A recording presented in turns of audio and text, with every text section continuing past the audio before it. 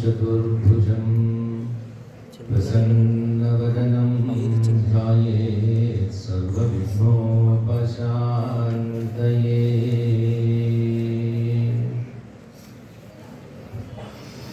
वन्दे शम्भुमापतिं सुरगुरुं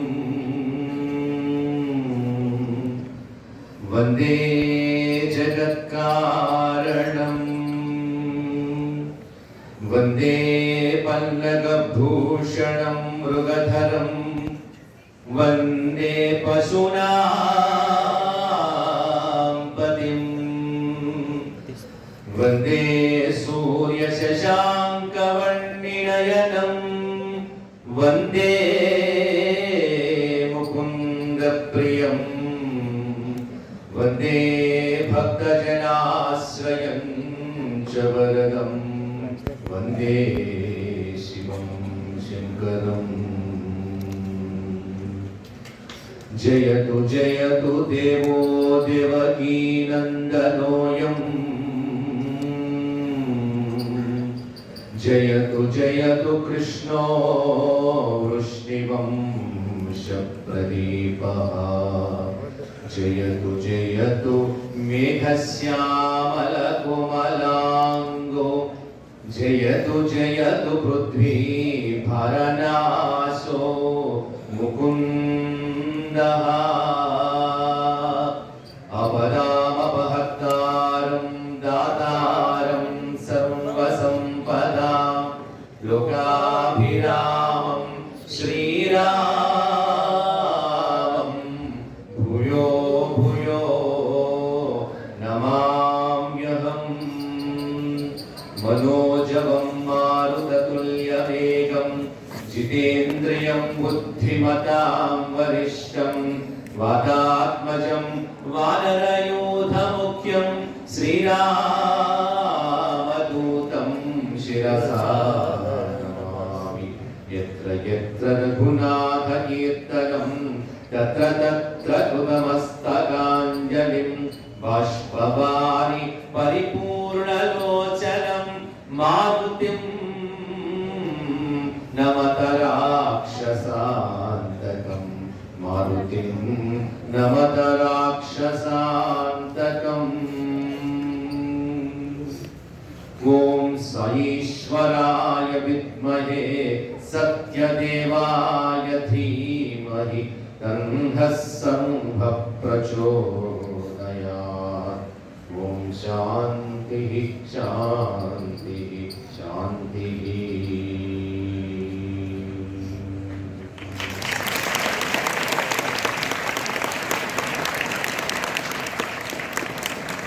అవాహ్వానసుగోచరుడు సంకల్ప మాత్ర సృష్టి స్థితి లయకారకుడు కలియుగ అవతారమూర్తి పరిపూర్ణ మహావతారమూర్తి అయిన భగవాన్ శ్రీ శ్రీ శ్రీ సత్య సాయి బాబా వారి దివ్యశ్రీ చరణారవిందద్వయములకు సవనీయముగా భక్తితో నమస్సు మాంజలు అర్పిస్తూ ఇచ్చటి ఆశీలైన సాయి స్వరూపులందరికీ కూడా ప్రేమతో సాయినా 1926వ సంవత్సరం నవంబర్ 23వ తేదీ శ్రీమద్ అక్షయనామ సంవత్సర కార్తీక బహుళ తదియ ఆరుద్ర నక్షత్ర లగ్నమందు కార్తీక సోమవారం తెల్లవారితే మంగళవారం బ్రాహ్మీ ముహూర్తమున 5:06 ఎందరో మహానుభావులు ప్రార్థన చేయగా మనల్నందరినీ ధర్మ పథము వైపు నడిపించడానికి శ్రీమతి ఈశ్వరాంబ అనే పుణ్యస్త్రీ అష్టమ గర్భమునందు సత్యసాయి పరమాత్ముడు జన్మించాడు. సత్యసాయి పరమాత్ముడు తన ఉద్యమాన్ని ప్రారంభించి 1940 అక్టోబర్ 20వ తేదీన మీకు నాకు ఎటువంటి సంబంధము లేదు, నేను సత్యనారాయణ రాజును కాను, నా భక్తులు నన్ను పిలుస్తున్నారు, నేను సాయిబాబా అని అవతార ప్రకటన చేసి తన ఉద్యమాన్ని కొనసాగించి 2011 నాడు మహావి నిష్క్రమణం చెందారు స్వామి. తన శరీరాన్ని విడిచిపెట్టారు. 1926 నుంచి 2011 వరకు చూసుకుంటుంటే సుమారుగా సంవత్సరములు సత్యసాయి పరమాత్ముడు ఈ భూమండలం మీద సశరీరముగా నడిచారు. ఒక మనుష్యుడు ఏ విధంగా నడుచుకోవాలి, ఏ విధంగా ప్రవర్తించాలి, ఏ విధంగా సమాజం పట్ల బాధ్యత కలిగి ఉండాలి అని ఆయన తన నడవడిక ద్వారా ఆచరించి మన చేత ఆచరింపజేశారు సత్యసాయి పరమాత్ముడు. ఆయన ప్రకటన చేశారు, నేను శ్రీరామచంద్రుడిగా ఉండేటప్పుడు ఉదండపాణిని ధరించి సంహరించారు. శ్రీకృష్ణ పరమాత్ముడు ఉండేటప్పుడు నేను చక్రమును సుదర్శనం అనేటువంటి ఆయుధాన్ని ధరించి నేను దుష్టులను దుర్మాడాను. కానీ ఈ సత్యసాయి అవతారంలో ఎక్కడ కూడా సంహరణ లేదు, సంరక్షణ మాత్రమే అన్నారు స్వామి. చెబుతూ నా దగ్గర కూడా ఒక ఆయుధం ఉంది. ఆ ఆయుధం ఏమిటో తెలుసా? ప్రేమ అనే ఆయుధము నా దగ్గర ఉంది అన్నారు స్వామి. మీ దగ్గర లేనిది, మీ ఇంటిలో చిక్కనిది, మీ ఊరిలో దొరకనిది నా దగ్గర ఉంది అన్నారు స్వామి. నీ దగ్గర ధనమున్నా కూడా మార్కెట్కి పోయినా దొరకలేనటువంటి వస్తువులు నా దగ్గర ఉంది. అదేమిటో తెలుసా? ప్రేమ అన్నారు స్వామి. తన యొక్క సస్వరూపం అంతా కూడా ప్రేమ స్వరూపము స్వామి. స్వామి యొక్క ప్రేమ తత్వం ఎట్లా ఉంటుందో ఒక విషయాన్ని మీకు ఉదహరిస్తా. స్వామి దగ్గర ప్రైమరీ స్కూల్ ఉంది, అంతా ఫ్రీ ఎడ్యుకేషనే, ట్యూషన్ ఫీజు ఏమీ కూడా ఉండదు, కేవలం హాస్టల్ చార్జెస్ మాత్రమే స్వీకరిస్తారు. అక్కడ ఫస్ట్ స్టాండర్డ్ నుంచి పిహెచ్డి వరకు అంతా ఫ్రీయే. ప్రైమరీ స్కూల్ విద్యార్థులు స్వామి దగ్గర చదువుకుంటున్నారు. అంతా రెసిడెన్షియల్ క్యాంపస్, ఎక్కడ డే స్కాలర్ ఉండదు అక్కడ. అయితే స్వామి అనుకున్నారు, చలికాలంలో పాపం ఉదయాన్నే లేచి చల్లటి నీళ్ళు స్నానం చేస్తున్నారు చిన్నపిల్లలు, తల్లిదండ్రులు నా మీద నమ్మకం ఉంచి స్కూల్లో విడిచిపెట్టి వెళ్ళారు, వీరికి ఏదైనా చేయాలి అని అనుకున్నారు స్వామి. అనుకున్న తడవగానే వెంటనే సోలార్ హీటర్స్ రప్పించారు స్వామి. ఆ సోలార్ హీటర్స్ ఏం చేస్తుందంటే సూర్యుని యొక్క వేడిని గ్రహించి నీటిని వెచ్చజేసినటువంటి యంత్రాలు. అవన్నీ కూడా టెక్నీషియన్స్ తోని ఏర్పాటు చేశారు. హాస్టల్స్ డాబా మీద రన్ చేశారు. వెంటనే ఆ ప్రైమరీ స్కూల్ ప్రిన్సిపల్ తర్వాత విద్యార్థులందరూ కూడా ఎంతో ఆనందించారు. వచ్చి స్వామి దగ్గరకు వచ్చి, స్వామి మీరే వచ్చి ఇనాగ్రేషన్ చేయండి స్వామి అంటే ఒక ముహూర్తము నిర్ణయించబడింది. ఆ రోజు స్వామి వస్తానని ప్రకటన చేశారు. ఎంతో దివ్యముగా శోభాయమానంగా అలంకరించారు హాస్టల్ ప్రాంగణం అంతా కూడా. టెక్నీషియన్స్ అక్కడ సోలార్ హీటర్స్ ఉన్నాయి, దానికి ఒక రబ్బర్ ట్యూబ్ కనెక్ట్ చేశారు. ఆ రబ్బర్ ట్యూబ్కి ఒక పైప్ కనెక్ట్ చేశారు. స్వామి వచ్చి ఆ పైపును తిప్పితే చాలు, మంచి సెగలతో వేడితో ఉండేటువంటి ఆ నీటి ధార బకెట్ లో పడుతుంది, ఇనాగ్రేషన్ అవుతుంది. ఇది తతంగం అంతా కూడా. స్వామి కారు వచ్చింది, అందరూ కూడా అలా నిలబడి ఉన్నారు భక్తి తత్వముతో. స్వామి రాగానే అక్కడ చెప్పారు పెద్దవారు, స్వామి మీరు పైపును తిప్పండి చాలు నీరు పడుతుంది, ఇనాగ్రేషన్ అవుతుంది అంటే ఓహో మంచిది అన్నారు స్వామి. ఆ పైపును తిప్పారు.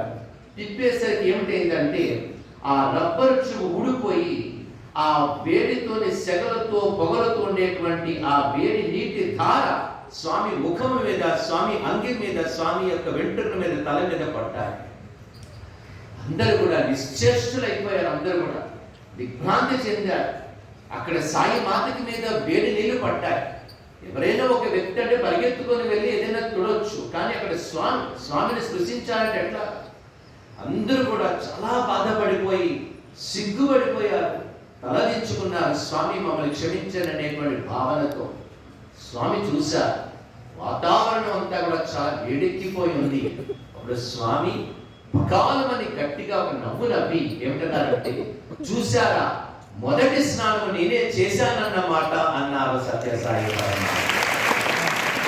అది స్వామిలో ఉండేటువంటి ప్రేమ. ఒక చిన్న తప్పిదము జరిగితే మనము గట్టిగా మాట్లాడుకునేటువంటి మాటలు మాట్లాడి వారి యొక్క మనస్సులకు మనం గాయపరుస్తాం. కానీ స్వామి నడవడిక చూడండి, చూశారా మొదటి స్నానం నేనే చేశానన్నమాట అనేసరికి అందరూ కూడా హాయిగా ఊపిరి పీల్చుకొని స్వామికి పరాక్రాంతులై మమ్మల్ని క్షమించండి స్వామి అన్నారు. అది స్వామి యొక్క ప్రేమతత్వానికి నిదర్శనం. మరొక తూరి సత్యసాయి పరమాత్ముడు కారులో ప్రయాణం చేస్తున్నారు. పుట్టవర్తి నుంచి, బెంగళూరు నుంచి పుట్టవర్తి వస్తున్నారు. మార్గ మధ్యమున ఒక స్త్రీమూర్తిని చూశారు. బిడ్డని చంకన పెట్టుకొని, నెత్తిని మూట పెట్టుకొని, నడవలేక ఆయాసముతో రొప్పుతూ వెళ్తుంది ఆ స్త్రీమూర్తి. స్వామి కారు ఆపి అమ్మా ఎక్కడికమ్మా ఈ మండు టెండలో నువ్వు ప్రయాణం చేస్తున్నావు అంటే, ఆ స్త్రీమూర్తి అన్నారు, స్వామి నేను పుట్టవర్తి సాయిబాబాని చూడడానికి వెళ్తున్నాను అన్నారు. అయ్యా నేను పుట్టవర్తి సాయిబాబాని చూడడానికి వెళ్తున్నానంటే ఆశ్చర్యపోయారు స్వామి. ఎదురుగా స్వామిని పెట్టుకొని పుట్టవర్తి పోతున్నాను సాయిబాబాని చూడడానికి ఏమిటి అని అనుకున్నారు. నీకు స్వామి గురించి ఎప్పుడు సాయిబాబాని చూడలేదు అంటే, లేదు ఎప్పుడు చూడలేదు.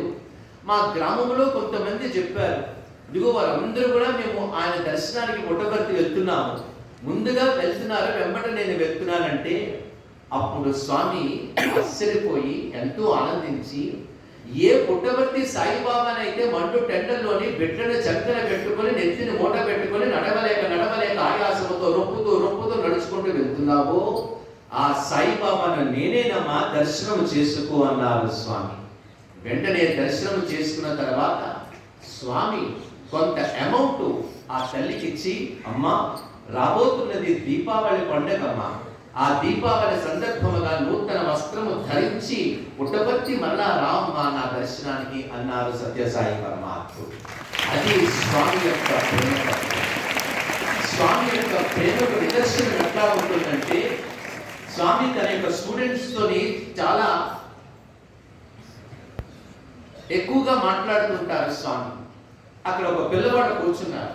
ఒక పిల్లవాడే స్వామిని క్వశ్చన్ చేశారు, స్వామి ఐస్ క్రీమ్ కి మీకు చాలా దగ్గరగా పోలికుంటారు స్వామి, అది మీరు సమాధానం చెప్తారని స్వామికి అడిగాడు ప్రశ్న. అప్పుడు స్వామికి అన్నారు, ఏముందిరా ఐస్ క్రీమ్ తెల్లగా ఉంటుంది, స్వామి తెల్లగా ఉంటాడు కదా అన్నారు. లేదు స్వామి మీరు తప్పు చెప్తున్నారు, బాగా ఆలోచించుకొని రేపు వచ్చి నాకు సమాధానం చెప్పండి అన్నారు.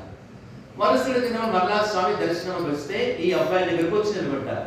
స్వామి మీరు ఆలోచించారా, సమాధానం చెప్పండి అంటే, ఏముంది నా ఐస్ క్రీమ్ చల్లగా ఉంటుంది, స్వామి కూడా చల్లగా ఉంటాడు కదా అంటే, లేదు స్వామి మరలా మీరు తప్పు చెప్పారు, సాయంత్రం వచ్చేటప్పుడు ఆలోచించుకొని నాకు సమాధానం చెప్పండి అన్నారు. అప్పుడు స్వామి వచ్చారు. వచ్చి స్వామి చెప్పండి అంటే, నేను చెప్పను నువ్వు చెబుతావా చెప్పవా అని కాస్త కోపం నటించారు. అప్పుడు స్వామితో అన్నాడు ఆ విద్యార్థి, ఏమీ లేదు స్వామి, ఐస్ క్రీమ్ వేగంగా కరిగిపోతుంది, సత్యసాయి పరమాత్ముడు ప్రేమకు వేగంగా కరిగిపోతాడు స్వామి, ఇది ఐస్ క్రీమ్ వేగంగా కరిగిపోతుంది, స్వామి ప్రేమకు వేగంగా కరిగిపోతాడు అని. అది స్వామి యొక్క ప్రేమతత్వం. ఒక తూరి స్వామి సత్యం అని పిలువబడేటటువంటి స్వామి చిన్నతనంలో ఆ కరణం సుబ్బమ్మ గారి వరండాలో కూర్చుంటే స్వామితో తిరుగాడుతున్నటువంటి పిల్లలు కొంతమంది ఆకతాయిగా 12 కప్పలను పట్టి బొట్టులో పెట్టి తీసుకొని వెళ్తున్నారు. సత్యం చూశారు, మన స్వామి పేరు సత్యం చూసి చాలా బాధపడి, ఎందుకు ఆ విధంగా ఆ కప్పలను ఆ విధంగా పట్టి హింసిస్తారు, విడిచిపెట్టియండి, చాలా తప్పు, ఆ విధంగా బాధ పెట్టకూడదంటే వారు కాస్త ఎగతాళిగా నవ్వి ముందుకు వెళ్ళిపోతున్నారు ఆ విద్యార్థులు పిల్లలు. అప్పుడు స్వామి అన్నారు, సత్యం అన్నారు, ఆ బుట్టలో చూసుకోండి కప్పలు లేవు, కాస్త వెతికి చూసుకోండి అంటే ఆ బుట్ట విప్పితే స్వామి చెప్పిన ప్రకారంగా ఇది నిదర్శనం, ఇది గ్రంథస్థము చేయబడింది, స్వామి చెప్పినటువంటి విషయం అంతా కూడా. ఆ 12 కప్పలు కూడా 12 పౌరాలుగా మారిపోయి ఆకాశ వీధిలోని ఎగిరి వెళ్ళిపోయాయి. అంటే ఇందులో అంతరార్థం ఏమిటంటే, అప్పుడు స్వామి ఆ విధంగా ఆ లీలను చూపించారు. తర్వాత అవతార ప్రకటన చేసిన తర్వాత ఆ లీలలో ఉండేటువంటి అంతరార్థం ఏమిటంటే, స్వామి అన్నారు, ఎన్నాలని మీరు బురదలో కప్పల్లాగా ఉండిపోతారు. చూడండి స్వామి డైలాగ్, ఎన్నాలని మీరు ఈ బురదలో కప్పల్లాగా ఉండిపోతారు, 2 రెక్కలు సంపాదించుకోండి, 2 రెక్కలు సంపాదించుకొని పావురం మాదిరి హాయిగా ఆకాశంలో ఎగిరి వెళ్ళిపోండి అన్న. ఏమిటా 2 రెక్కలంటే, ఒక రెక్క నామస్మరణ, రెండవ రెక్క సేవ. ఈ నామస్మరణ సేవ అనేటువంటి 2 రెక్కలను మీరు సంపాదించుకొని ఆకాశ వీధిలో పావురము వలె ఎగిరి వెళ్ళిపోండి అన్నారు సత్యసాయి పరమాత్మ. కనుక ఈ జన్మను మనం సార్థకం చేసుకోవాలంటే 2 రెక్కలు, ప్రతి మానవుడికి 2 రెక్కలు ఉండాలి. ఒకటి నామస్మరణ, రెండవది సేవ. స్వామి చెప్పారు ఏమిటన్నారంటే, ఇది సత్యసాయి భజన సంస్థ కాదు అన్నారు స్వామి, ఇది సత్యసాయి సేవా సంస్థ. స్వామికి ఇష్టమైనటువంటిది ఏమిటంటే సేవ. ముక్కు మూసుకొని సోహం సోహం అంటూ కూర్చోవడాన్ని ప్రోత్సహించడము సాయి సిద్ధాంతము కాదు. ఓ సాధకుడా, లే, నడుము వంచి సమాజ సేవలో ప్రవేశించు అని హెచ్చరించడమే సాయి సిద్ధాంతము. సాయి చెప్పేవి సేవలే, సాయి చేసేవి సేవలే అన్నారు స్వామి. సాయి చెప్పేవి సేవలే, సాయి చేసేవి సేవలే.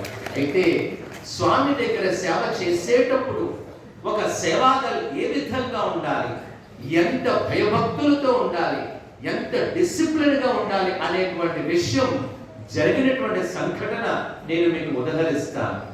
అది ఫిబ్రవరి 1993. ఆ రోజు సూపర్ స్పెషాలిటీ హాస్పిటల్లో స్వామి కార్డియాలజీ డిపార్ట్మెంట్ వరల్డ్ కాన్ఫరెన్స్ ని ఏర్పాటు చేశారు. ఆ వరల్డ్ కాన్ఫరెన్స్ ఏర్పాటు చేసే ముందు స్వామి ఇద్దరు లెక్చరర్స్ ని పిలిచి ఏమిటన్నారంటే, ప్రపంచము నలుమూల నుండి 100కు పైగా కార్డియాలజిస్టులు వస్తారు, డాక్టర్లు వస్తారు. కనుక మన సూపర్ స్పెషాలిటీ హాస్పిటల్ని చాలా జాగ్రత్తగా అలంకరించండి, వారందరూ చూస్తారు.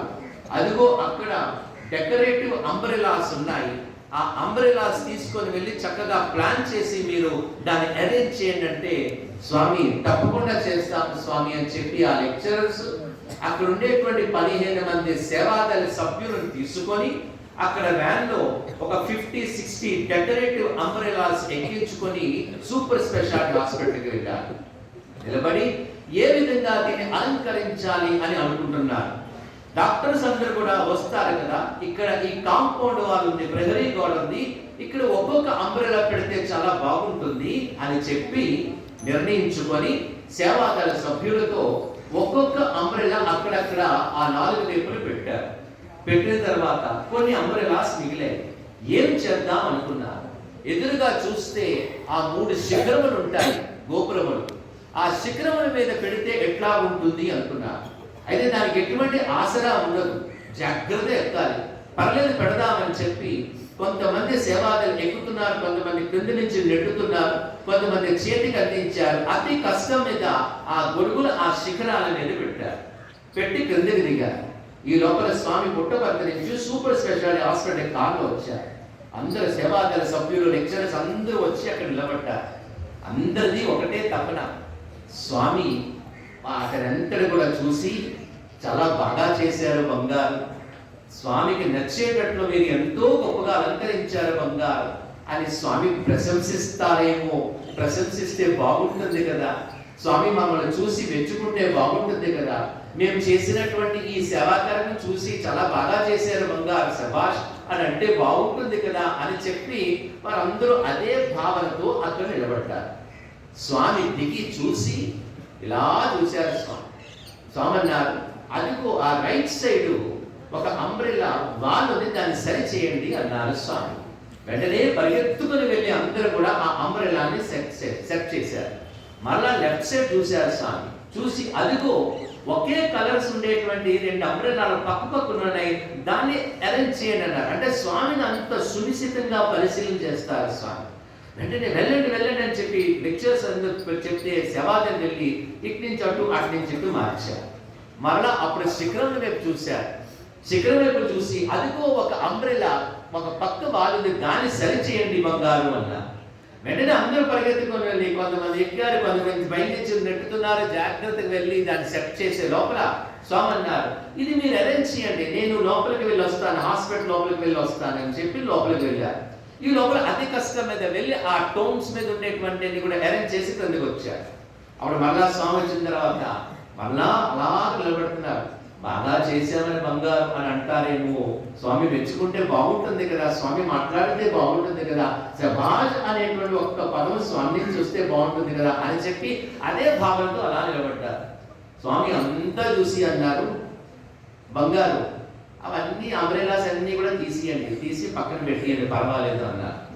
అది అర్థం లేదు.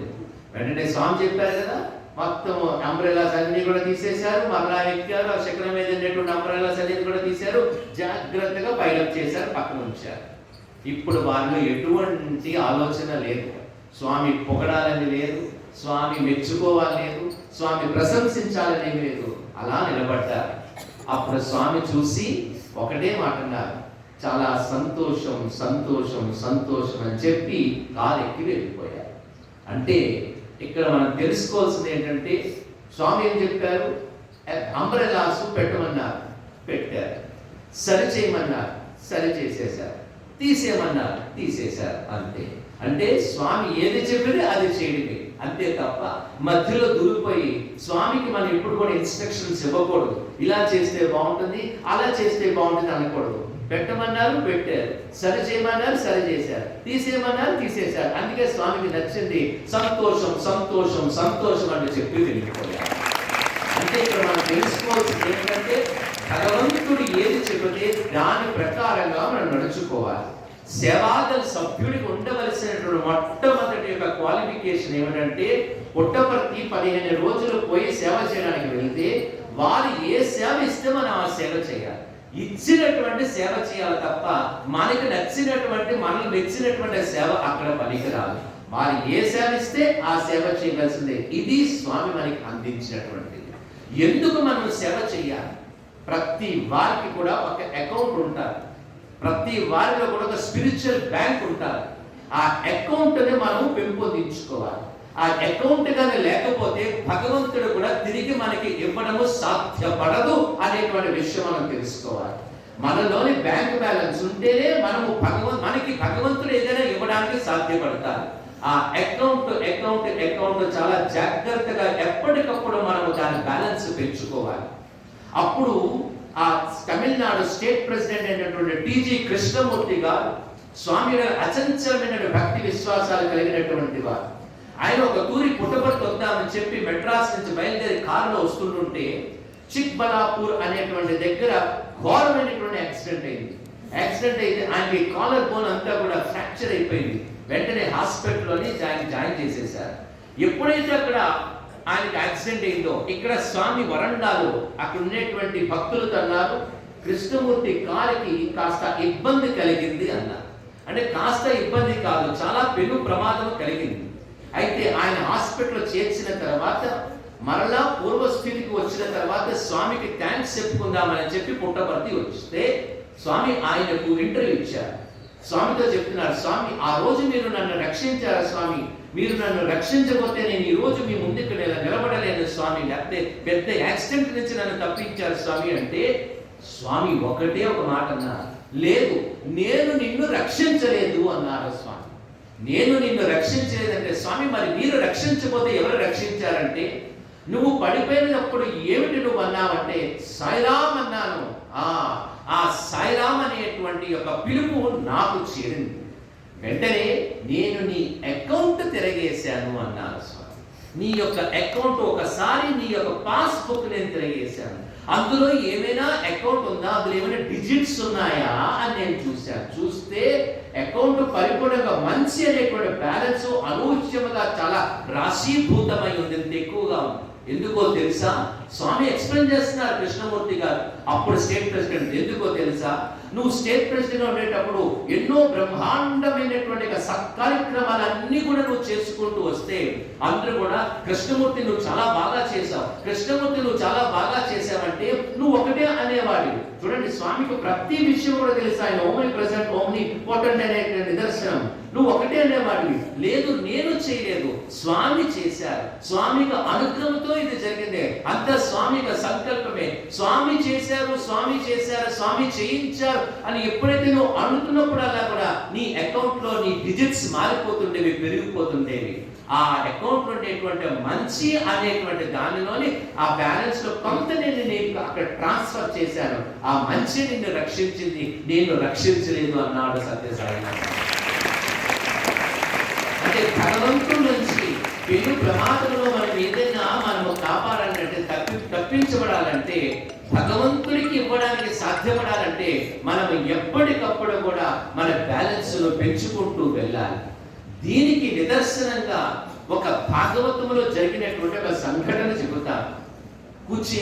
కుచేలోపాఖ్యానంలోని ఒక సంఘటన చెబుతాను. అంటే బ్యాలెన్స్ అకౌంట్ ఎట్లా ఉండాలి, ఆ అకౌంట్ పెంచుకుంటే ఏ విధంగా భగవంతుడి చేత రక్షింపబడతామనేటువంటి విషయాన్ని. కుచేలుడు పేరు సుధాముడు. ఆయన ఎవరు కూడా సుధాముడు అనేటువంటి పేరు ఎవరికి తెలియదు. ఆ నానుడు ఏమిటంటే కుచేలుడు. కుచేలుడు అంటే కుత్సితమైన చేలములు కలిగినటువంటి వాడు. కుత్సితములు అంటే చిరిగిపోయినటువంటివి, చాలనటువంటి. చేలములంటే వస్త్రములు, అంటే చిరిగిపోయినటువంటివి, చాలనటువంటి వస్త్రములు ధరించినటువంటి వాడు. అంటే అంత పేదరికముతోని నడుస్తున్నటువంటి వాడు, అంత పేదరికాన్ని అనుభవిస్తున్నటువంటి వాడు కుచేలుడు. అందుకే అందరూ కూడా ఎవరో పెట్టేశారు కుచేలుడు అని. ఇంకా అందరూ కూడా ఆయన కుచేలుడు కుచేలుడు కుచేలుడు అని పిలవడమే మొదలు పెట్టేవారు. ఈ కుచేలుడు కృష్ణుడు ఇద్దరు కూడా సాందీప మహాముని దగ్గర చదువుకున్నారు. ఎంత భాగ్యమో చూడండి. సాక్షాత్ భగవంతుడితోని విద్యాభ్యాసము చేసినటువంటి అవకాశము ఆ సుధాముడికి కుచేలుడికి దొరికింది. ఇద్దరు ఆడుకునేవారు, ఇద్దరు పాడుకునేవారు, ఇద్దరు కలిసి చదువుకునేవారు. తర్వాత గురువు గారి వద్ద విద్యాభ్యాసం అయిపోతే ఎవరి మట్టుకు వారు వెళ్ళిపోయారు. భవిష్యత్తులోని తర్వాత కాలంలో శ్రీకృష్ణ పరమాత్ముడు ద్వారక నిర్మాణం చేసి ద్వారకాధీశుడయ్యాడు. ఈ కుచేలుడు పేద బ్రాహ్మణుడు కటిక దారిద్ర్యం అనుభవిస్తూ ఈ దారిద్ర్యములకు అధీశుడయ్యాడు. ఈ కుచేలుడు ఎక్కడుండేవాడంటే, ఆయన ఉండే ప్రాంతం మీకు బాగా తెలియాలంటే గుజరాత్ లో పోర్బందర్ ఉంది చూసాడు. గుజరాత్ లో ఆ పోర్బందర్ గ్రామంలోని అక్కడ నివసించేవాడు ఈ కుచేలుడు. కృష్ణ పరమాత్ముడు ఎక్కడున్నా అదే గుజరాత్ నుండి ద్వారకలో ఉన్నారనమాట. ఆయన నిర్మించుకునే ద్వారక నగరాన్ని. తినడానికి తిండి లేదు, అనేక మంది సంతానం పేద బ్రాహ్మణుడికి. అప్పుడు కుచేలుడి యొక్క భార్య సత్యమ్మ. ఆ భార్య పేరు సత్యమ్మ అనేటువంటి పేరు భాగవతము లేదు. గర్గ మహర్షి ఒక భాగవతం రాశారు.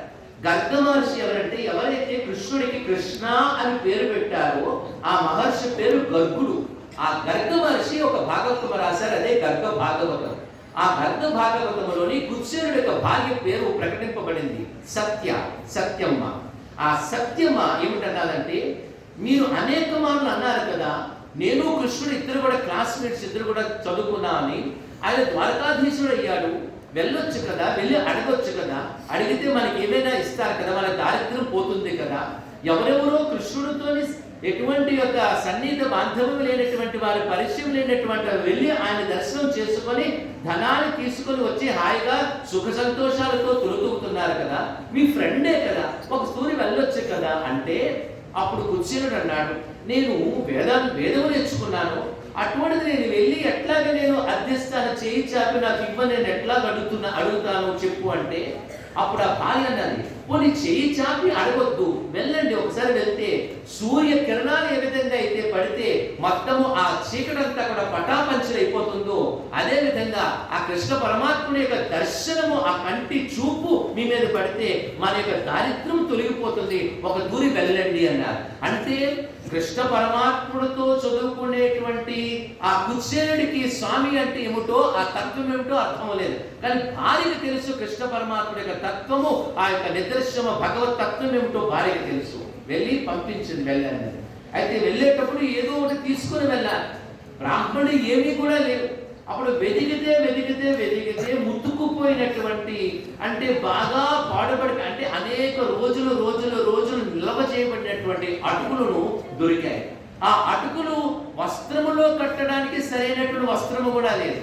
ఆ వస్త్రం అంతా కూడా చినిగిపోయి ఉండేదంట. ఆ చినుగులు కనిపించకుండా ఎంతో ఆర్టిస్ట్ గా ఆ అటుకులు పెట్టి మూట కట్టి ఇచ్చింది ఆ తల్లి, ఆ సత్యమ్మ. కుచేలుడు తీసుకొని ద్వారకా నగరకు నడుచుకుంటూ వెళ్ళాడు. ద్వారకా నగరంలోకి వెళ్ళేసరికి ఎలా ఉందంటే ఎక్కడ చూసినా కూడా ధనముతో, బంగారంతో నిర్మింపబడ్డాయి. మొత్తం అన్నీ కూడా, గోడలన్నీ కూడా బంగారమే, అంతా సువర్ణమైనవి. ఆ ద్వారకా పాలకుల దగ్గరికి వచ్చి నిలబడ్డాడు. 8 మందిరాలు చూశారు. 8 మందిరాలు కూడా ఎంతో అందంగా డెకరేట్ చేయబడినవి, అంతా కూడా బంగారంతో ఉన్నాయి.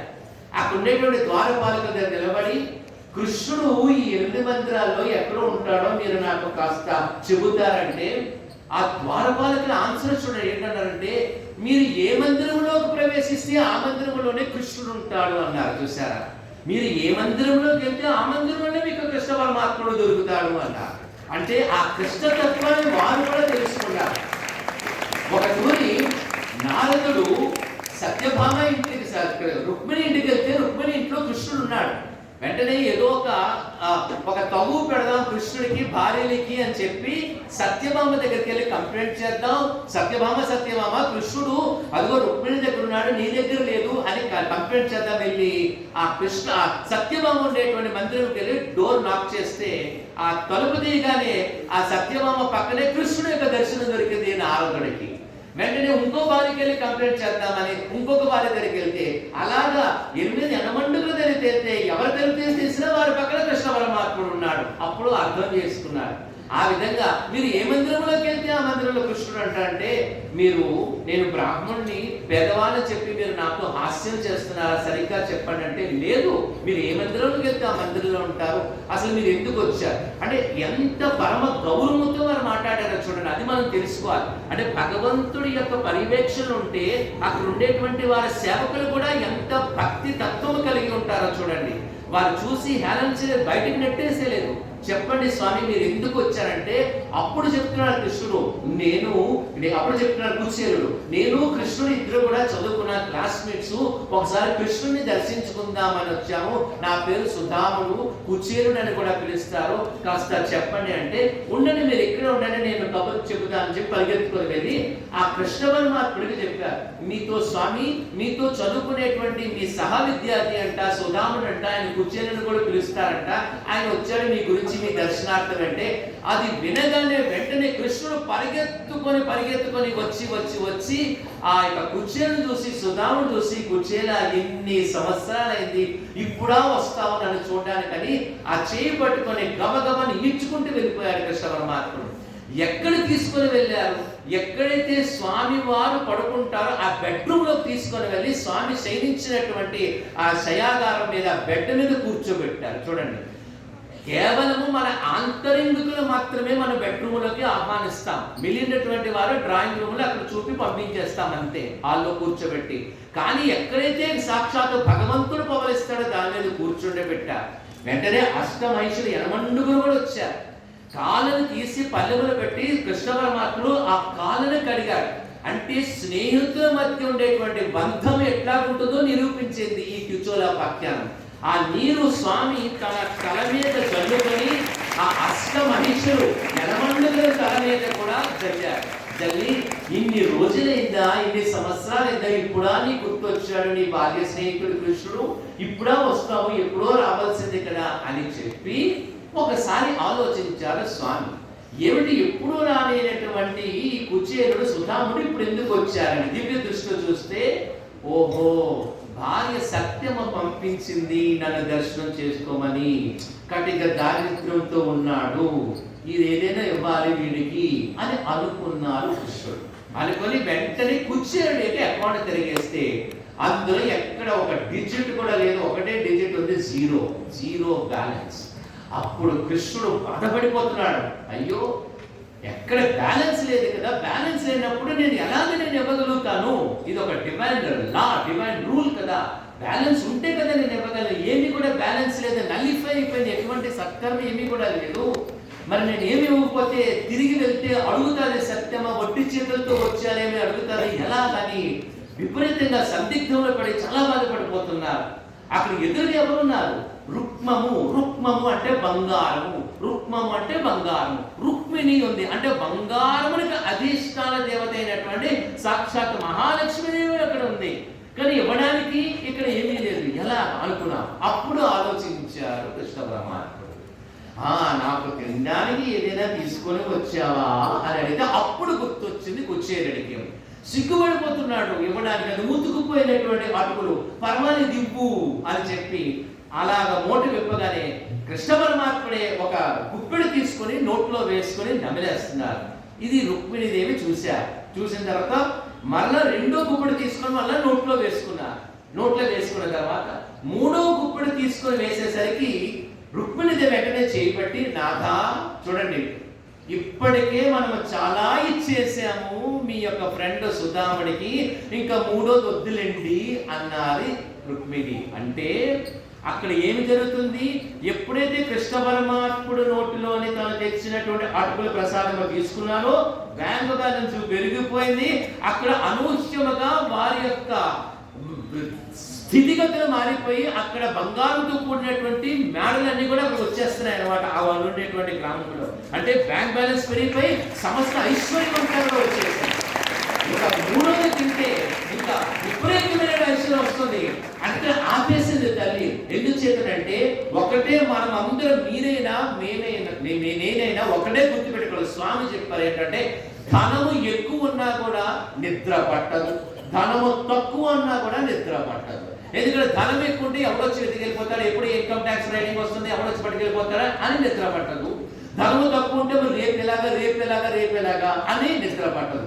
ధనము ఎట్లా ఉండాలంటే స్వామి చెప్పారు, కాళ్ళకు తొడుక్కునేటువంటి ఫుట్ వేర్ లాగా ఉండాలి, నీ చెప్పల్లాగా ఉండాలి. పెద్దదైపోయింది అనుకో నువ్వు పడిపోతావు, నీ సైజు చిన్నదైపోయింది అనుకో అది నీకు కలుస్తుంది, నీ సైజు కరెక్ట్ గా ఫిట్ అయింది అనుకో హాయిగా నీకు అది సుఖాన్ని ఇచ్చి నువ్వు చక్కగా నడుస్తుంది. కనుక దానికి ఎంత కావాలో అంత ధనం మాత్రమే ఉండాలి. ఎప్పుడైతే అకౌంట్ పెరిగిపోయిందో అక్కడ ఆయన స్థితిగతులన్నీ కూడా పెరిగిపోయింది. ఆ విషయం ఇక్కడ ఉండేటువంటి కుచేలుడికి తెలియదు.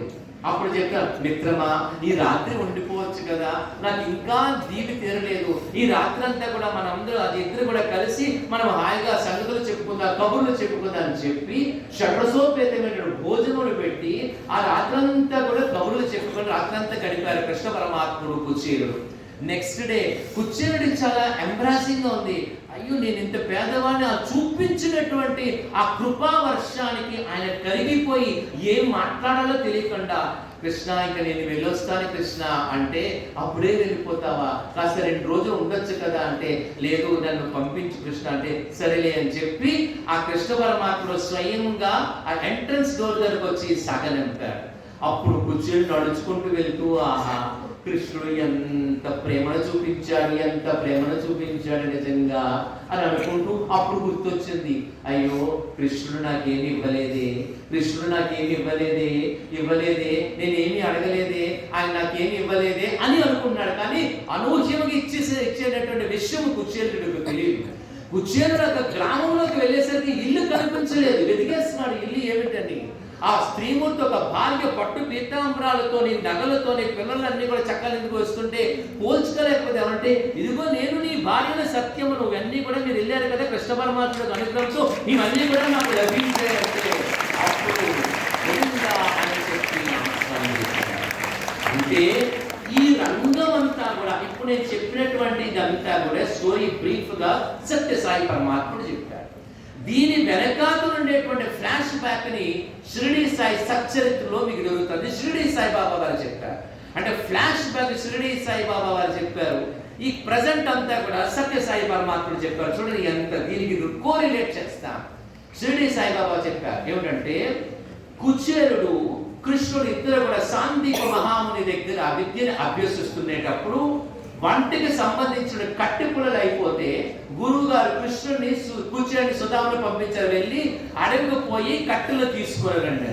కృష్ణుడు వెళ్ళాడు. కృష్ణుడు వెనకాల కుచేలుని వెళ్తుంటే అప్పుడు తల్లి అంటుంది, సుధామా అని పిలిచింది గురువు గారి పత్ని. వచ్చాడు, ఇదిగో ఈ శనగలు తీసుకుని వెళ్ళాడు, మార్గ మధ్యములో మీకు ఆకలి వేస్తే తినొచ్చు అని ఆ దోవతిలో కట్టుకొని కుచేలుడు సుధాముడు వెనకాల తిరిగాడు. అర్ధరాత్రి అయిపోయింది, బోరును కుండపోత అకస్మాత్తుగా వర్షం కురుస్తుంది. ఇద్దరు పిల్లలు భయపడిపోయారు. అంటే అఫ్ కోర్స్ కృష్ణుడు భయం నటించాడు అనుకోండి. ఇద్దరు పిల్లలు భయపడిపోయారు. ఒక చెట్టు ఎక్కారు. పై కొమ్మ మీద కృష్ణుడు, కింద కొమ్మ మీద కుచేలుడు ఉంటున్నాడు. ఆకలి వేస్తుంది. అప్పుడు గుర్తొచ్చింది కుచేలుడికి, గురువు గారు అమ్మగారు ఇచ్చినటువంటి ఒక శనగలు తీసుకొని నవ్వుతున్నాడు. పైన కొమ్మ మీద ఉండేటువంటి కృష్ణుడు అంటున్నాడు, కుచేలా ఏదో తింటున్నట్టున్నావే, సౌండ్ వస్తుంది, ఏదో తింటున్నట్టున్నావే, నాకు ఆకలిగా ఉంది, నాకు ఇస్తావా అంటే, ఏమీ లేదు కృష్ణ, ఏమీ లేదు, నేను ఆ చలికి నా యొక్క 2 పళ్ళు కూడా కొరుక్కుంటున్నాను, అందుకే నీకు ఆ శబ్దం వస్తుంది, నేనేమీ తినడం లేదు అన్నాడు కిషోర్. ఓహో, ఏమీ తినడం లేదా, ఏమీ తినడం లేదా, ఏమీ తినడం లేదా అంటే, ఏమీ లేదు, నేనేమీ తినడం లేదన్నా. మళ్ళా కాసేపు పోయిన తర్వాత మళ్ళా కొన్ని శనగలు తీసుకొని కుచేలు తింటున్నాడు. మళ్ళీ అడిగాడు, కుచేలా, సుధామా ఏదో తింటున్నట్టున్నావే, నాకు బాగా ఆకలిస్తుంది, కాస్త పెట్టవా అంటే, లేదు లేదు, నేను ఈ చలికి తట్టుకోలేక నేను భగవన్ నామమును చెప్పుకుంటున్నాను, అందుకే ఆ సౌండ్ వస్తుంది, ఏమీ లేదు అంటే. అప్పుడు స్వామి అన్నారు, కృష్ణ పరమాత్మ, ఏమీ లేదా, ఏమీ లేదా, ఏమీ లేదా అన్నారు 3 సార్లు. ఏమీ లేదా, ఏమీ లేదా, ఏమీ లేదా అనేసరికి ఆఖరికి ఏమీ లేకుండా అయిపోయింది అన్నమాట. అది తెలుసుకోవాలి. కనుక మనం ఏదైనా ఇవ్వాలంటే, ఒక పుష్పాన్ని మనం అర్పించాలంటే, భగవంతుని మనం అందించాలంటే అకౌంట్ అకౌంట్ అకౌంట్, ప్రతి వారిలో కూడా ఒక అకౌంట్ ఉండాలి. ఆ అకౌంట్ ఉండబట్టే తన చదువుకునేటువంటి గీతం యూనివర్సిటీలో తన అమ్మాయి చదువుకుంటే తీసుకోవడానికి వెళ్తున్నటువంటి మన వైస్ ప్రిన్సిపల్ వెళ్తే అట్నుంచి పెద్ద యాక్సిడెంట్ అయితే, ఆ యాక్సిడెంట్ అప్పటికప్పుడు గీతం కాలేజీలో, ఆ గీతం హాస్పిటల్లో జాయిన్ చేసి ఎంతో పెను ప్రమాదం, ఈయన అటెం తులిపోయారు, ఆ అమ్మాయి అటెం తులిపోయింది, ఒక ల్యాప్టాప్ ఎటో వెళ్ళిపోయింది, అసలు ఏమి జరుగుతుందో తెలియదు, అమ్మాయికి హెడ్ఏక్ తెలిసింది, ఆయనకు కాల్ ఫ్రాక్చర్ అయిపోయింది. ఈ అకౌంట్ ఆఫ్ బ్యాలెన్స్ ఉండడం బట్టే ఈ రోజు ఆయన వైస్ ప్రిన్సిపల్ స్థాయిలో నా కుర్చీలో కూర్చున్నారు. ఉదాహరణ. అలాగే కూర్చునేటువంటి ప్రతి వారి కూడా ఒక సంఘటన. ఈ మధ్యనే జరిగినటువంటి మన సీనియర్ అకాడమిక్ కోఆర్డినేటర్ అనేటువంటి సాయి మాత దగ్గర చదువుకునేటువంటి తల్లి సాయి లక్ష్మి మేడం గారు భర్తకి ఇక్కడ క్లాట్ అయిపోతే, చూడండి, బ్రెయిన్ లో క్లాట్ అయిపోతే బ్రతకొచ్చు, బ్రతకపోవచ్చు, ప్రాబబిలిటీ బ్రతకడానికి చాలా తక్కువ. అటువంటిది ఆ రోజు మన అందరూ కూడా అఖండ నామ సంకీర్తన చేసుకుని ఆయన వైట్ డ్రెస్ వేసుకుని వచ్చేసి సాయిరామ్ అని చెప్పి నన్ను కౌగలించుకున్నారు. ఆయనతో నాకు వివాహం జరగముందు నుంచి కూడా ఆయనతో నాకు చాలా సన్నిహితమైనటువంటి సంబంధం ఉండేది. ఎందుకంటే స్వామి వెంబట నడిచినటువంటి ఒక వ్యక్తి, ఎన్నో అనుభూతులు ఉన్నాయి. ఈ విధంగా అకౌంట్ మనం సంపాదించుకోవాలి. స్వామి అక్కడ వరండాలో కూర్చుంటే 2 లెక్చర్స్ పిలిపించి నా రూమ్ ని కాస్త ఫర్నిచర్ ఉంది, ఆ ఫర్నిచర్ మీద సర్దండి అన్నారు. లోపల ఉంటే స్వామి ఫర్నిచర్ ఏంటంటే ఒక 2 కుర్చీలు ఉంటాయి, 2 టేబుల్స్ ఉంటాయి, అంతే, ఇంకేం ఉండదు స్వామి దగ్గర. మీకు అందరూ కూడా తెలుసుకోవాలి, స్వామి రూములో ఏంటంటే మనందరూ కూడా హాయిగా ఆ పెప్స్ ఇలాంటి బ్రహ్మాండ టల్ల పరుపుల మీద పడుకుంటా, కానీ స్వామి ఒకటే మంచము చాలా గట్టిగా ఉంటది, దాని మీద పడుకుంటారు స్వామి. అంటే స్వామి పడుకున్నట్టు నటిస్తారు. స్వామి ఏ రోజు కూడా నిద్రపోలేదు, అది గుర్తు పెట్టుకోండి. దీపాలి పిచ్చయ్య శాస్త్రి గానే ఆయన స్వామి పడుకుంటారేమో ఆయన టెస్ట్ చేద్దామని చెప్పి రాత్రంతా ఉండి స్వామితో మాట్లాడుతుంటే ఆయనకు నిద్ర వచ్చేస్తుంది తప్ప స్వామి పడుకోలేదు. భగవంతుడు పడుకునేటట్టు నటిస్తాడు తప్ప భగవంతుడు పడుకుంటే ఈ జగత్తంతా కూడా పడుకుంటుంది. ఆ విషయం మనం తెలుసుకోవాలి. స్వామి ఏ రోజు కూడా పడుకోలేదు. మనం సుప్రభాతం చదువుతున్నట్టే ఉత్తిష్ట అంటే లెమ్ము అంటే భగవంతుని నమ్మడం కాదు, మనలో ఉండేటువంటి ఆ యొక్క భగవత్ తత్వం ఆత్మస్వరూపం ఏదో అది లేపడం, అది సుప్రభాతంలో ఉండేటువంటి యొక్క అంతరార్థం అది. అయితే స్వామి అన్నారు, కాస్త అరేంజ్ చేయండి సోఫా సెట్ అంటే, అప్పుడు వెంటనే వెళ్ళి ఏమున్నాయి, 2 కుర్చీలు ఉన్నాయి, 2 టేబుల్స్ ఉన్నాయి, ఇటు నుంచి అటు అటు నుంచి ఇటు మీరు ఇలాగా కాస్త అరేంజ్ చేశారు, సర్దారు. మళ్ళా స్వామి మేము అరేంజ్ చేశాము స్వామి అంటే, స్వామి వెళ్ళి చూశారు. చూసి ముందులాగా పెట్టియండి, ఇప్పుడు ముందు ఎలాగుందో అలాగే రీఅరేంజ్ చేసి అని అన్నారు. మళ్ళీ అరేంజ్ చేశారు. అరేంజ్ చేసి స్వామి దగ్గరికి వచ్చి, స్వామి మేము చేసింది మీకు నచ్చలేదా స్వామి, మేము సరిగ్గా అరేంజ్ చేయలేదా స్వామి అంటే, స్వామి ఒకటే అన్నారు, లేదు బంగారు, చాలా బాగా చేశారు, ఎందుకు ఆ పని మీకు అప్పచెప్పారు తెలుసా, మీ చేత మీ చేత నేను ఏదో ఒకటి చేయించుకోకపోతే రేపేదైనా మీకు ఇవ్వడము నాకు సాధ్యము కాదు అన్నారు సత్యసాయి పరమాత్మ.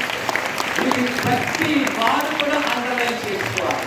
మీ చేత నేను ఏదో ఒకటి చేయించుకోకపోతే రేపు ఏదైనా మీకు ఇవ్వడము సాధ్యము కాదని డిక్లేర్ చేశారు, అథెంటికేటెడ్ గా చెప్పేశారు. అందుకే మనం అకౌంట్ పెంచుకోవాలి. మన నామస్మరణ చేస్తాం, ఇది అకౌంట్. మనము నారాయణ సేవ చేస్తాం, మన అకౌంట్ పెరుగుతుంది. రెండు చప్పటితో రామ కృష్ణ గోవింద అల్లా నారాయణ చెప్పు ఎలుగెత్తి మనం పాడుతున్నాం, అది అకౌంట్ పెరుగుతుంది. ఒక వృద్ధులకి పరమ భక్తితో మనం మాట్లాడుతున్నాం, మనం అకౌంట్ పెరుగుతుంది. అలాగా సత్కర్మలు చేస్తూ మనం అకౌంట్ పెంచుకునేటువంటి దాన్ని విధి విధానాన్ని మనకు అందించాలి. అందుకే స్వామి పుట్టుపండుగ నాడు సందర్భముగా స్కూలు ఒక చెక్ ఇచ్చి మొత్తం అంతా కూడా కంప్లీట్ చేసి వచ్చు సర్వీసు. అది గొప్పతనం కాదు. ప్రతి వారు కూడా ఈ సేవలో పాల్గొవాలి.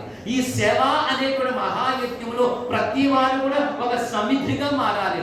ఎటువంటి యొక్క ఎంతో అల్ప ప్రాణమైన ఉడుత కూడా ఆ చిన్న ఇసుకు రేణువులు నా నోటుతో కరిచి ఆ యొక్క వారధిలోని పాల్గొంటే రామచంద్రుడు ఎంతో పొంగిపోయాడు ఆ ఉడుతను చూసి.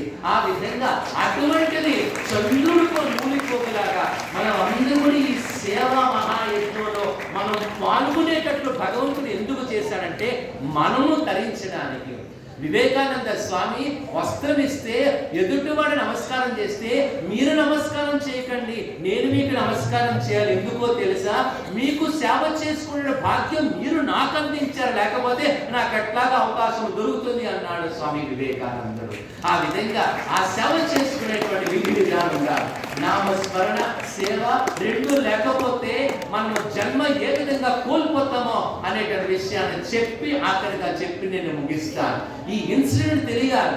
ఎందుకంటే ఏది చెప్పాలన్నా భగవంతుడు సత్యసాయి పరమాత్మనే చెప్పాలి. నిగూఢమైనటువంటి రహస్యములు ఉండేటువంటి భాగవత గ్రంథాలు ఉండేటువంటి విషయాలు ఎవరు కూడా లిఖించలేని విషయాలు కూడా స్వామి చెప్పారు. అది ఏమిటంటే ఒక ఇన్సిడెంట్, సుభద్ర ఇన్సిడెంట్ చెప్పి నేను ముగిస్తాను. సుభద్ర అంటే ఎవరు? కృష్ణ పరమాత్ముని స్వయాన శక్తులు. అందుకే మనము అక్కడ పూరిపోతే ఒక పక్కన బలభద్రుడు ఉంటాడు, ఒక పక్కన అమ్మవారు సుభద్ర ఉంటారు, మధ్యన జగన్నాథుడు ఉంటారు అన్నమాట. బలభద్ర సుభద్ర సమేతుడైనటువంటి జగన్నాథుడు.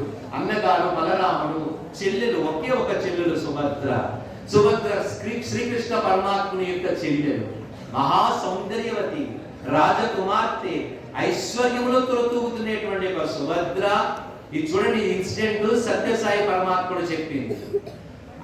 ఆమె ఎంత అదృష్టవంతురాలంటే మహాపరాక్రమవంతుడైనటువంటి అర్జునుడి వివాహం చేసుకుంది. అయితే అర్జునుడి వివాహం చేసుకుంది, ఏ రోజు కూడా తన భర్తకి వండి పెట్టలేదు, ఏ రోజు కూడా తన భర్తకి సపర్యలు చేయలేదు, ఏ రోజు కూడా తన భర్తకి సేవ చేయలేదు. ఎందుకంటే చుట్టూ పరిచారకులే, వారే వండి పెట్టేశారు. అంటే సేవ చేసుకునేటువంటి అవకాశం లేదు, భర్తకి సేవ చేసుకునేటువంటి అవకాశం లేదు. అలా ఉండిపోయింది. తర్వాత ఎప్పుడైతే రాజ్యం కోల్పోయారో, పాండవుల 12 సంవత్సరాలు అరణ్యవాసం చేయడానికి బయలుదేరి వెళ్తున్నారో, అప్పుడు అర్జునుడు అడిగాడు, సుభద్ర మాతో అడవులకి వస్తావంటే, లేదు నేను అడవులకి రాను, నేను రాజకుమార్తెని, నేను చక్కగా మహా ఐశ్వర్యవంతురాలైన బిడ్డని, నాకు ఇటువంటి కష్టం తెలియదు, అడవుల్లో నేను కింద పడుకోలేను, ఆ కందమూలాదులు భుజించలేను, నేను రాను అని నిష్కర్షగా చెప్పేసింది. కనుక చూడండి, మహాభారతం చూడండి, శ్రీమద్ భాగవతం చూడండి, సుభద్ర అర్జునుడితో పాటు పాండవులతో పాటు అడవులకు వెళ్ళలేదు. కేవలం ద్రౌపది మాత్రమే వెళ్ళింది తప్ప సుభద్ర వెళ్ళలేదు. ఇది మీరు గుర్తు పెట్టుకోవాలి. పోనీ అర్జునుడు రిక్వెస్ట్ చేశాడు, పోనీ ఎట్లాగా నువ్వు రావు కదా, నా తల్లి బాగా వృద్ధురాలైపోయింది కుంతి, ఆమెను సేవ చేసుకోవచ్చు కదా, ఆమెను సఫర్లు చేయొచ్చు కదా, చూడొచ్చు కదా మేము వచ్చినంత వరకు అంటే, లేదు నేను ముసలి వారికి సేవ చేయను, నాకు చాలా అసహ్యం, నేను వారిని సేవ చేయను. మరి నాకు సేవ చేయక వారికి తల్లికి సేవ చేయకపోతే ఎక్కడుంటావంటే, నాకేమి మీ మర్చిపోయారా, నా అన్న కృష్ణ పరమాత్ముడు వరగాధీశుడు, ఆయనకి ఎన్నో బంగారాలు ఉన్నాయి, మొత్తము మణిమాణిక్యములు ఉన్నాయి, గుర్రాలు ఉన్నాయి, ఏనుగులు ఉన్నాయి, అక్కడికి వెళ్ళిపోతే హాయిగా నేను అక్కడ ఉంటానని చెప్పి వారికి వెళ్ళిపోయింది. అంటే ఇక్కడ సేవ లేదు, అర్జునుడికి భక్తికి సేవ లేదు, ఆ అత్తగారికి సేవ చేయలేదు, ఏ రోజు కూడా చేయలేదు. కృష్ణుడి దగ్గరికి వచ్చింది. పోనీ ఎదురుగా కృష్ణ కృష్ణ కృష్ణ కృష్ణ అని నామస్మరణ చేస్తుందంటే నామస్మరణ లేదు. అయితే ఏమిటి అంటే ఎందుకంటే ఎదురుగా కృష్ణుడు ఉన్నాడు, అందుకే నామస్మరణ లేదు, సేవ లేదు, నామస్మరణ లేదు.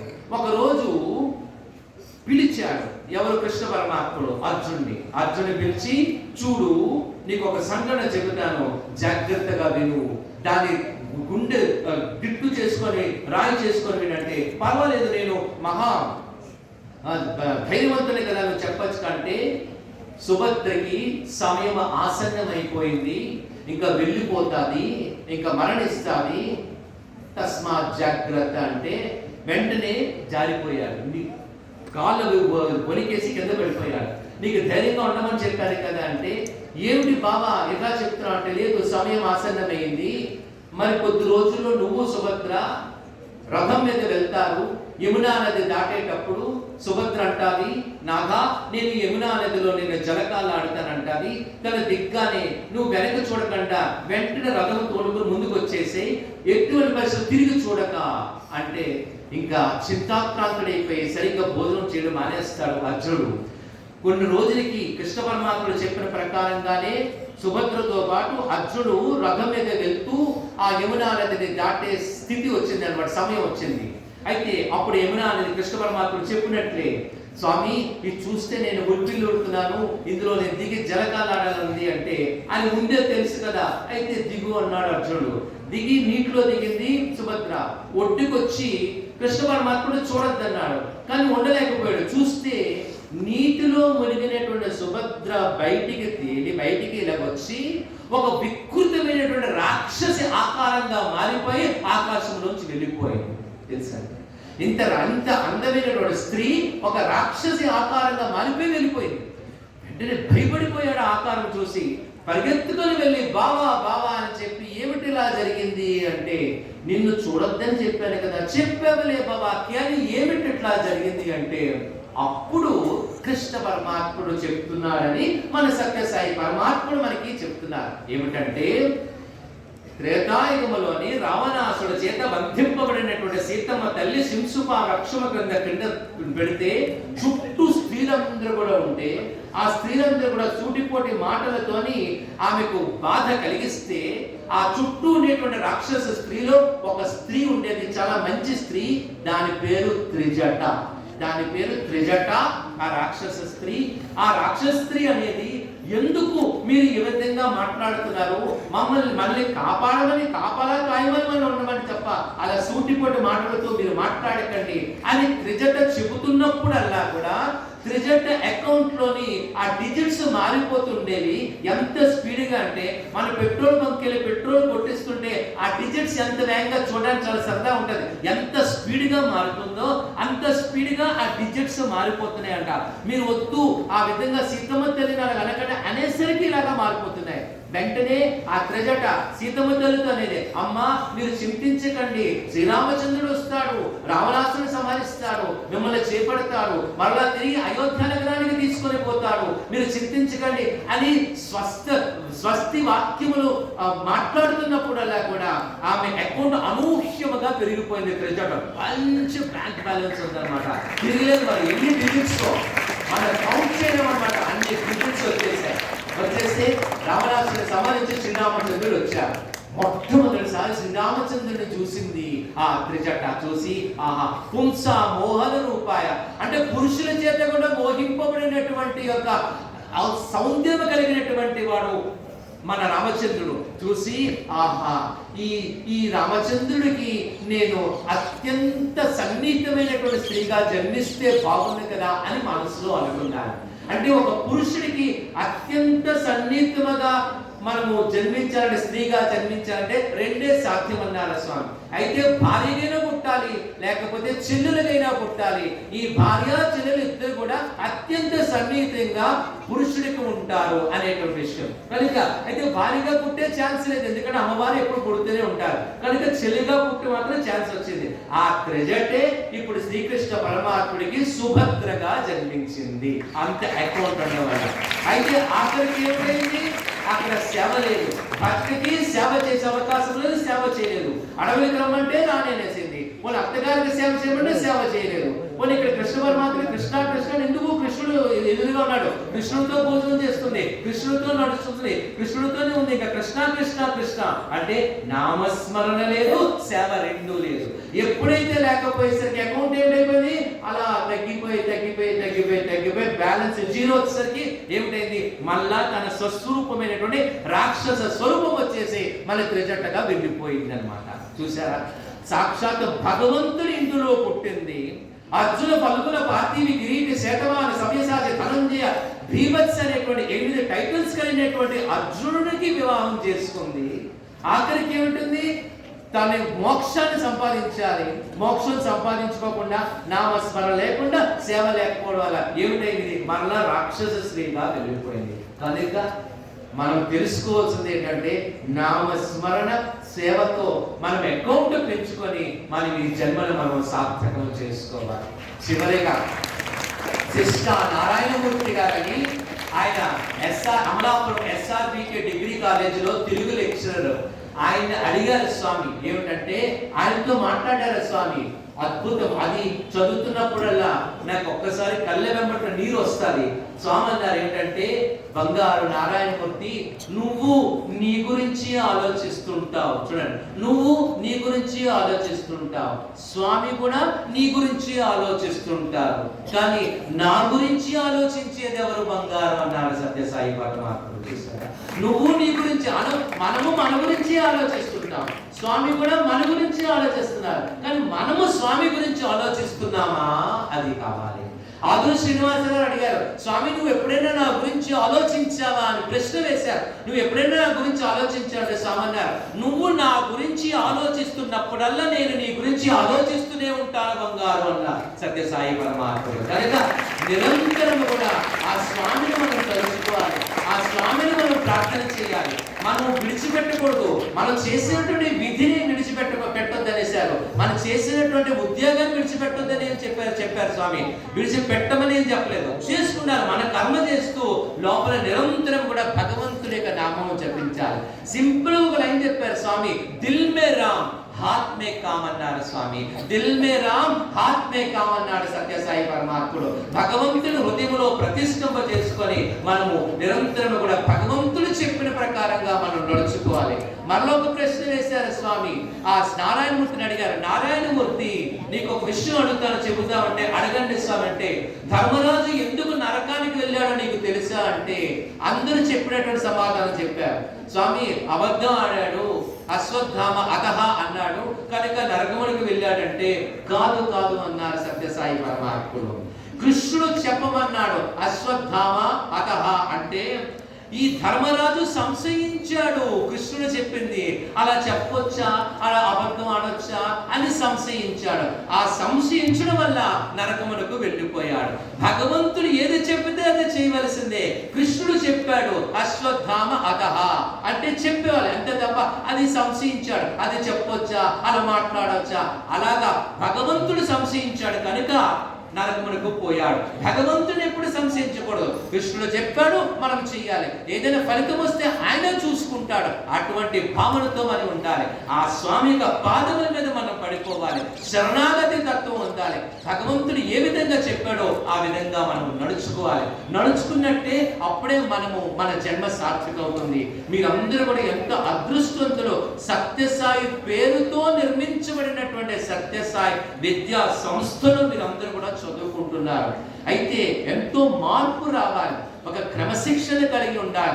గురువుల పట్ల ఒక గౌరవ భావము కలిగి ఉండాలి. తల్లిదండ్రుల పట్ల ఒక బాధ్యత కలిగి ఉండాలి. సమాజం పట్ల బాధ్యత కలిగి ఉండాలి. అవన్నీ నేర్చుకోకుండా, మానవతా విలువలు ఏమీ కూడా నేర్చుకోకుండా కేవలం 10th క్లాస్ పాస్ అయ్యి సర్టిఫికేట్ పట్టుకొని వెళ్ళిపోతే ఈ విద్యా సంస్థలో చదువుకోవడం వల్ల ఎటువంటి ఉపయోగం ఉండదు. అది నిరుపయోగం. ఒకసారి చూడండి, ప్రతి ఒక్క కవర్ మీద ఉంటుంది the end of education is character అన్నాడు సత్యసాయి పరమాత్ముడు. The end of education is certificate అనలేదు స్వామి, విద్యా ఫలం శీలం అన్నారు స్వామి. అటువంటి క్యారెక్టర్ కలిగి ఉండాలి. ఆ నడవడికలతో కలిగి ఉండాలి. మీరు ఎక్కడికి వెళ్ళినా కూడా మీరు స్వామి విద్యా సంస్థలో చదువుకునేటువంటి ఒక విద్యార్థిగా మీరు మెలగాలి. మీకు ఒక ఐడెంటిటీ ఉండాలి. స్వామి ఐడెంటిటీ ఉండాలి. వీడు స్వామి యొక్క స్టూడెంట్, వీడిని చూసి మనం నేర్చుకోవాలి అనే విధంగా 10 మంది మిమ్మల్ని చూసి మారాలన్నమాట. అటువంటి మార్పును తీసుకొచ్చే విధంగా అటువంటి ప్రవర్తన మీ అందరి ఎడల కలిగి ఉండాలని చెప్పి ఎటువంటి పరిస్థితుల్లో మర్చిపోకండి. సేవ, నామస్మరణ రెండు కలిగి ఉండండి. ఇక రాబోతున్నది ఏమిటంటే సత్యసాయి పరమాత్ముడి యొక్క శత జయంతి ఉత్సవాలు జరగబోతున్నాయి. ఇప్పుడది 99వ జయంతి ఉత్సవం జరుగుతుంది. వస్తుంది ఏంటంటే 100 years అన్నమాట, సెంటనరీ సెలబ్రేషన్ జరుగుతున్నాయి. మొన్నే పెద్దవారు రత్నాకర్ గారు అన్నారు ఏంటంటే ఈ ఇయర్ అంటే 2024 to 2025 క్యాలెండర్ అంతా కూడా రెడీ అయిపోయింది. ఆ 2025 క్యాలెండర్ వచ్చే సంవత్సరం అంట సరిగ్గా 120 120 భక్తి యాత్రలు జరగబోతున్నాయంట. చూడండి, 120 భక్తి యాత్రలు జరగబోతున్నాయి. క్యాలెండర్ అంతా కూడా హెక్టిక్. ఎప్పుడా అని చెప్పి 186 కంట్రీస్ అన్ని కూడా ఎదురు చూస్తున్నాయి శత జయంతి ఉత్సవాలు చూడాలని చెప్పి. ఆ నామస్మరణ కలిగి ఉండాలి. 10th క్లాస్ మనందరూ కూడా బయలుదేరే జనవరిలో బయలుదేరుతున్నాం. ఒక బ్యాచ్ 7th బయలుదేరుతుంది, ఒక బ్యాచ్ 8th బయలుదేరుతుంది. పుట్టపర్తి యాత్ర స్థలము కాదు, గుర్తు పెట్టుకోండి. Puttaparthi is not a pilgrimage, అది గుర్తు పెట్టుకోండి. Puttaparthi is a workshop. పుట్టపర్తిలోనే ఉంది. ఎంత చక్కగా చెప్పారు స్వామి, పుట్టపర్తిని ఎంత చక్కగా విశ్లేషించారు స్వామి. పుట్టపర్తి అంటే పుట్ అపార్ట్ ఐ అన్నాడు సత్యసాయి పరమాత్ముడు. పుట్ అపార్ట్ ఐ అంటే ఐ అనేటువంటి అహంకారాన్ని భారత్లో వేసించే పుట్టపర్తి.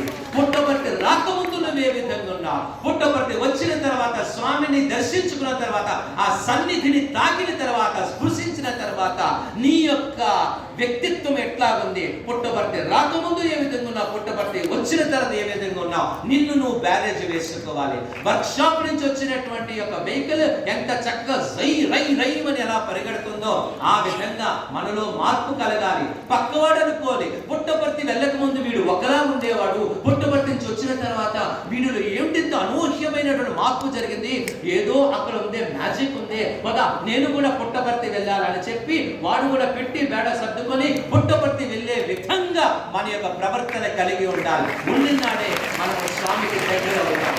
కనుక ఏదో పుట్టపర్తి అంటే మనందరూ కూడా జాలీగా ఆ ట్రైన్లోని పాడుకుంటూ సినిమా పాటలు పాడుకుంటూ ఆ యూఎన్లో కార్డ్స్ ఆడుకుంటూ వెళ్ళడం కాదండి. మేము సైకిల్స్ మీద వెళ్ళేటప్పుడు 8 రోజులు ప్రయాణం చేసాం. సైకిల్స్ మీద వెళ్ళేటప్పుడు వెళ్ళిపోతే ఏ గ్రామం పెడితే ఆ గ్రామంలో వెళ్ళిపోయా, ఉంటే తినేవాళ్ళు లేకపోతే లేదు. కానీ ఏ రోజు కూడా స్వామి మాకు లోటు చేయలేదు. అట్నుంచి వచ్చిన తర్వాత అక్కడ ఏ నీరు ఉంటే ఆ నీరు మేము స్నానం చేసేవాళ్ళు. ఉదయం పూట మాకు స్నానం చేసే అవకాశం ఉండేది కాదు. మధ్యాహ్నం 3 గంటలకు 4 గంటలకు స్నానం చేసేవాళ్ళు. మా యొక్క ఇన్నర్స్ అని కూడా హ్యాండ్ బార్ మీద మేము ఆరబెట్టుకునేవాళ్ళు సూర్య రశ్మికి. ఆ విధంగా వెళ్ళేవాళ్ళు. వచ్చిన తర్వాత ఒక్కరికి 135 1 + 3 + 5 = 9 135 స్టూడెంట్ ఎవరికి కూడా యువకులకి మాకెవరికి కూడా ఒక స్కిన్ డిసీజ్ కానీ స్కిన్ ట్యాన్ అవ్వడం కానీ ఏమీ కూడా జరగలేదు. ప్రతి రోజు కూడా మేము 108 టైమ్స్ సాయి గాయత్రి చేసుకొని సైకిల్ ఎక్కేవాళ్ళు. 108 టైమ్స్ సాయి గాయత్రి చేసుకొని మనం సైకిల్ ఎక్కేవాళ్ళు. అదే విధంగా పుట్టపర్తి వెళ్లే ముందు నేను ఒకటే వినిపిస్తున్నాను, మొత్తం స్టూడెంట్స్ అందరూ కూడా 184 స్టూడెంట్స్ అందరూ కూడా 184 స్టూడెంట్స్ తో పాటు వెళ్తున్నటువంటి అందరూ స్టాఫ్ అందరూ కూడా ప్రతిరోజు ఎవరికి మా ఇంట్లోని 108 టైమ్స్ సాయి గాయత్రి చేద్దాం. సాయి గాయత్రి చేస్తే స్వామి ఆనందిస్తారు, స్వామి పలుకుతారు. వెళ్ళగానే స్వామి యొక్క దర్శనం మనకు దొరుకుతుందన్నమాట. కనుక ఆ విధంగా మనం నామస్మరణ సేవ ఈ రెండు కూడా విడిచిపోకుండా అకౌంట్ అలా ఒక బ్యాలెన్స్ మనం పెంచుకునేటువంటి అవకాశాన్ని సత్యసాయి పరమాత్ముడు మనకు కల్పించవలసిందిగా ఇటువంటి ఒక శుభ తరుణములోని రేపటి దినమున 99వ సంవత్సరంలో అడుగు పెడుతూ ఆ జయంతి ఉత్సవాలు శోభాయమానంగా బ్రహ్మాండముగా దేదీప్యమానంగా వెలిగిపోతుంది. ప్రశాంతి నిలయము దేదీప్యమానముగా ఆ వెలుగు కాంతులతో లీనమైపోయింది. అందరూ అంటున్నారు 99 ఎట్లా ఉందంటే ఇంకా 100 ఎట్లా ఉంటుందో బంగారు చూసుకో కాసుకో ఎప్పుడు అని చూడడానికి ఎదురుగా అటువంటి ఆరోగ్యాన్ని ఆయుష్ని ఆ శక్తిని భగవంతుడు మనకు ప్రసాదించవలసిందిగా మనసా వాచ కర్మణ కోరుకుంటూ ఈ 99వ జయంతి ఉత్సవాల్లో క్రమము తప్పకుండా నేను జాయిన్ అయిన దగ్గర నుంచి 2006లోని స్వామికి అనుగ్రహంతో అడుగు పెట్టాను. 2006 నుంచి ఈ 2024 వరకు కూడా, అంటే సుమారుగా 18 సంవత్సరాలు. ఇది 19వ ఉపన్యాసం సత్యసాయి పరమాత్ముడు ఈ నవంబర్ 22వ తేదీ నాడు ఇక్కడ కూర్చొని ఆయన మాట్లాడారు. ఇటువంటి అవకాశం కలిగించినందుకు సత్యసాయి పరమాత్ముడికి ముందుగా కృతజ్ఞతాభివందనాలు తెలుపుకుంటూ, పెద్దవారు సత్యసాయి నా శ్వాస, సత్యసాయి అయిన ఊపిరిని చెబుతూ కూడా తన ఆరోగ్యమును కూడా లక్ష్య పెట్టకుండా, తన సుఖాన్ని కూడా లక్ష్య పెట్టకుండా, ఎక్కడ ఏసీ కూడా లేకుండా నిరంతరం కూడా స్వామి గురించి శ్రమిస్తున్నటువంటి మన పాఠశాల కన్వీనర్ గారు, ఆ యొక్క ప్రశాంతనం యొక్క సెంట్రల్ ట్రస్ట్ పర్యవేక్షణాధికారి అడ్మినిస్ట్రేటివ్ ఆఫీసర్ అయినటువంటి శ్రీ సింహాద్రి గరుడ శర్మ గారికి, మన యొక్క పాఠశాల ప్రధానోపాధ్యాయులైనటువంటి శ్రీ చేకూరి వరలక్ష్మి గారికి, ఉప ప్రధానోపాధ్యాయులైనటువంటి మన శ్రీ యనమండ్ర వెంకట రవికుమార్ గారికి, అందరికి కూడా నేను మనసా భాష కర్మన కృతజ్ఞతాభివందనాలు తెలుపుకుంటూ నాకు సత్సంగాన్ని